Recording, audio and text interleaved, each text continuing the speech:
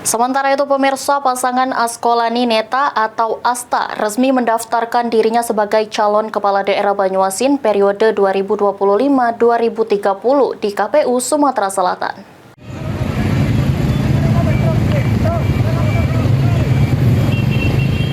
Ribuan pendukung dan relawan pasangan calon Bupati dan Wakil Bupati Banyuasin Askolani dan Neta Indian mengantarkan pasangan ini mendaftar ke KPU Banyuasin dengan menggunakan mobil jeep terbuka.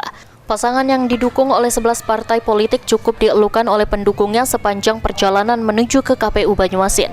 Sampai di KPU Banyuasin, Askolani, Neta, dan rombongan disambut anggota KPU dengan tarian adat sedulang setudung dan mereka dikalungi sal oleh anggota KPU.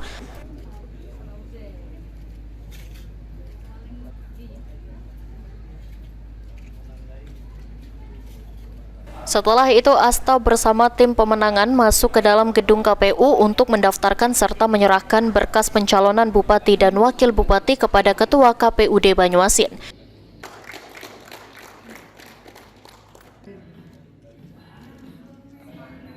Berikutnya, usai pendaftaran, Askolani dan Neta akan jalani tes kesehatan di RSMH.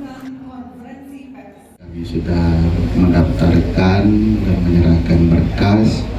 Dan alhamdulillah berkas kami sudah dinyatakan lengkap dan tinggal menunggu tes kesehatan dan juga akan verifikasi berkas, dan insya Allah saya dengan Bu Neta akan memenuhi syarat-syarat yang telah ditentukan oleh peraturan perundang-undangan, dan insya Allah kami merupakan salah satu kandidat calon Bupati dan Wakil Bupati Banyuasin periode 2025-2030. Sebelum memulai perjalanan menuju KPUD Banyuasin, pasangan Asta bersama para pendukung dan relawan terlebih dahulu menggelar acara yasinan dan doa bersama, serta memberikan santunan kepada anak yatim di posko pemenangan yang bertepatan di samping gerbang Pemkab Banyuasin kilometer 42 Kabupaten Banyuasin.